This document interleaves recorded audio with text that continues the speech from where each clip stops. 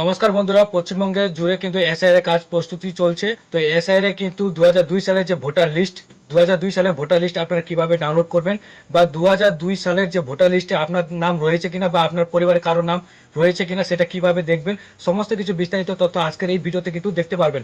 তাই প্রথম থেকে শেষ পর্যন্ত গুরুত্ব সহকারে ভিডিওটি দেখতে থাকুন।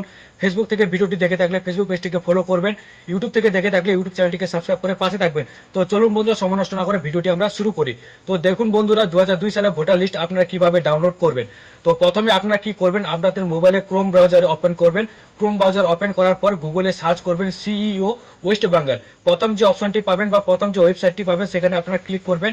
ওয়েবসাইটটি ক্লিক করার পরে chief electoral officer West Bengal যে অফিসিয়াল ওয়েবসাইট রয়েছে ইলেকশন কমিশনের, সেই অফিসিয়াল ওয়েবসাইট কিন্তু আপনাদের সামনে চলে আসবে। তো এখানে আসার পরে নিচে আপনারা যখন স্ক্রল ডাউন করবেন, স্ক্রল ডাউন করার পর এখানে কিন্তু দেখতে পাচ্ছেন যে অল নিউজ বলে যে ক্যাটাগরির যে অপশনগুলি রয়েছে সেখানে কিন্তু প্রত্যেকটি নোটিশ কিন্তু এখানে দেখতে পারবেন, বা এখানে 2002 সালে যে এসআইআর লিস্ট রয়েছে সেটা কিন্তু পর্যন্ত আপনারা দেখতে পারবেন। তো এখানে দেখতে পাচ্ছেন যে 4 নাম্বার যে অপশনে রয়েছে ইলেকটোরাল রোল অফ এসআইআর 2002, এখানে যে রয়েছে এখানে আপনারা ক্লিক করলেই কিন্তু 2002 সালের যে ভোটার লিস্ট সেটা কিন্তু আপনারা পেয়ে যাবেন। ঠিক আছে, তো সেখানে ক্লিক করার পর আপনাদের কাছে কিন্তু নির্দিষ্ট ডিস্ট্রিক্ট চলে আসবে যে আপনার ডিস্ট্রিক্ট কোনটি। তো সেই ডিস্ট্রিক্টটি আপনারা সিলেক্ট করবেন, এখানে ক্লিক করবেন যে আমাদের যেমন ডিস্ট্রিক্টটি ক্লিক করলাম। ক্লিক করার পর আপনার যে বিধানসভা রয়েছে সেই বিধানসভাটি কিন্তু আপনারা সিলেক্ট করবেন।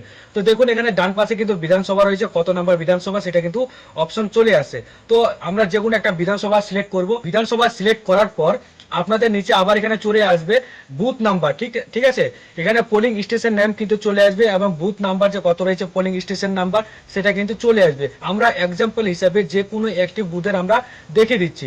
এখানে কিন্তু ফাইনাল ইলেকটোরাল বা ফাইনাল যে রোল এখানে অপশনটি আছে সেখানে আমরা ক্লিক করব। ফাইনাল রোলে ক্লিক করার পর এখানে একটি ক্যাপচার অপশন চলে আসবে। সেই ক্যাপচারটি যদি আপনারা এখানে ফুলফিল করে দেন, সেই ক্যাপচারটি ফুলফিল করার পর ভেরিফাইতে ক্লিক করবেন। সেই ভেরিফাইতে ক্লিক করার পর কিন্তু আপনাদের সামনে আরো অপশন চলে আসবে। এখানে দেখতেই পাচ্ছেন যে ভোটার লিস্টটি কিন্তু এখানে চলে আসছে। নির্বাচক তালিকা 2002, রাজ্য S25, পশ্চিমবঙ্গ। ঠিক আছে, বিধানসভা রয়েছে, ঠিক আছে, সংশোধনের বৎসর রয়েছে, এখানে ভিত্তিক তারিখ দেওয়া রয়েছে। এখানে কিন্তু সমস্ত কিছু ডিটেলস কিন্তু ভোটার লিস্টে দেওয়া রয়েছে।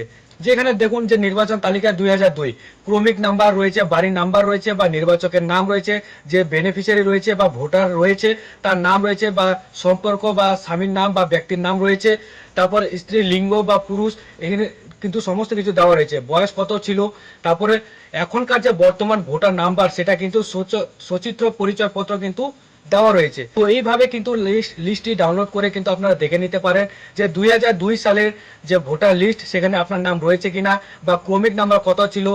ঠিক আছে, তারপরে এখানে আপনার যে এখন ভোটার নাম্বার সেটা এখানে ইনপুট করা রয়েছে কিনা, বা লিঙ্ক করা যুক্ত করা রয়েছে কিনা, সমস্ত কিছু ডিটেলস কিন্তু আপনারা এই 2002 সালের ভোটার লিস্টে কিন্তু পেয়ে যাবেন। এসআইআর এর ক্ষেত্রে কিন্তু এই ভোটার লিস্টটি খুব গুরুত্বপূর্ণ।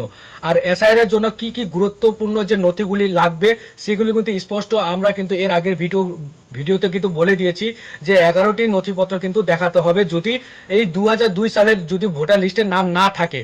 ঠিক আছে, যদি এই 2002 সালে যদি আপনাদের বাড়ির কারোর নাম থাকে তাহলে কোনো ডকুমেন্টস লাগবে না। যদি এই 2002 সালে ভোটার লিস্টে বা এসআর 2002 ভোটার লিস্টের নাম না থাকে তাহলে কিন্তু আপনাদের এই 11টি নথির মধ্যে যে কোনো একটি নথি কিন্তু গ্রহণযোগ্য রয়েছে। যে কোনো একটি ডকুমেন্টস দেখে দিতে পারলেই কিন্তু আপনাদের এসআর নাম চলে আসবে। তো এই ছিল আজকের ভিডিও। যদি ভিডিওটি ভালো লাগে অবশ্যই লাইক করবেন, ভিডিওটি শেয়ার করবেন। ফেসবুক থেকে ভিডিওটি দেখে থাকলে ফেসবুক পেজটিকে ফলো করবেন, ইউটিউব থেকে দেখে থাকলে ইউটিউব চ্যানেলটিকে সাবস্ক্রাইব করে পাশে থাকবেন।